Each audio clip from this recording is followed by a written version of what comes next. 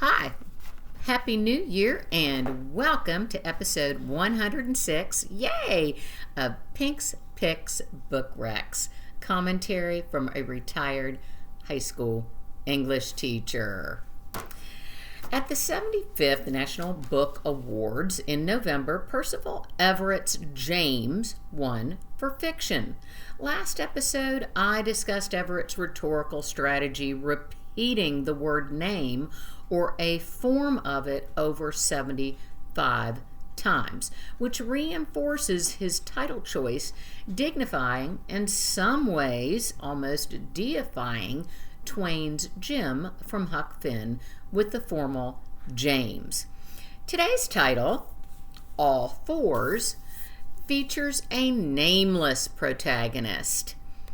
This strategy by author Miranda July, which proves just as powerful, albeit antithetically, as Everett's, suggests that the main character's internal conflict could affect any female. All Fours accompanied James on the National Book Awards shortlist and shares spots with James on both the New York Times and Barnes & Noble's Best Books of 2024 lists. In All Fours, our 45-year-old multi-hyphenate protagonist ponders an upcoming visit to New York City, paid for by the proceeds from the licensing of a sentence she had written years ago. Originally, she had planned to fly, but changes her mind after an odd conversation at a party where her husband asserts that in life there are parkers and there are drivers. Drivers are able to maintain awareness and engagement even when life is boring. They don't need applause for every little thing. They can get joy from petting a dog or hanging out with their kid, and that's enough. This kind of person can do cross-country drives. Parkers, on the other hand, need a discrete task that seems impossible, something that takes every bit of focus and for which they might receive applause. Bravo, someone might say after they fit their car into an especially tight spot. Amazing. The rest of the time, they're bored and fundamentally disappointed. A parker can't drive across the country, but parkers are good in emergencies. They like to save the day.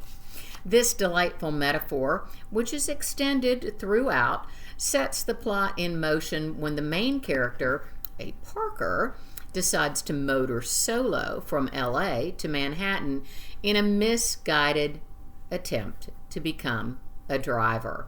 As often occurs when new drivers switch lanes without caution, our protagonist ends up off-road, only 30 miles from home, on a completely different journey than the one she'd planned.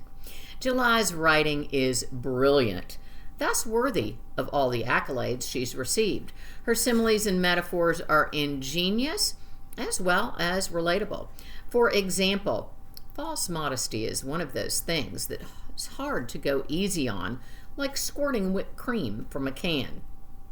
And I have to consciously dial myself down before re-entering the house, like Buzz Aldrin preparing to unload the dishwasher immediately after returning from the moon. July includes entertaining digressions, ruminations, flashbacks, and allusions to Shakespeare. Her clothing motif is clever. Her dance motif is thought-provoking, especially with this premise. Marriage wasn't the problem. It was the social ecosystem around it. For example, dances. They once fulfilled an important function in society.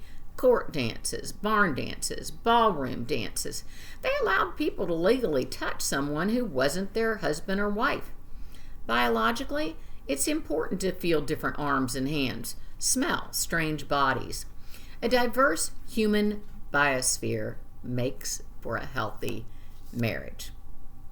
Additionally, with All Fours, July is credited for shaping a new genre, the perimenopause novel, which often features the desires of middle-aged women. Seen this idea recently in a host of award-winning films, including Baby Girl. All Fours is also hailed as a filthy, funny road trip novel. And that filthy part is why this book may not appeal to the masses. Desire is subjective. So what the protagonist finds stimulating may be found weirdly salacious by some readers. Because July's writing is beautiful, I will assign All Fours an A. With that, I ask, are you a parker or a driver? I know which one I am. Until next time, stay safe, make good choices, and do your homework. Bye-bye.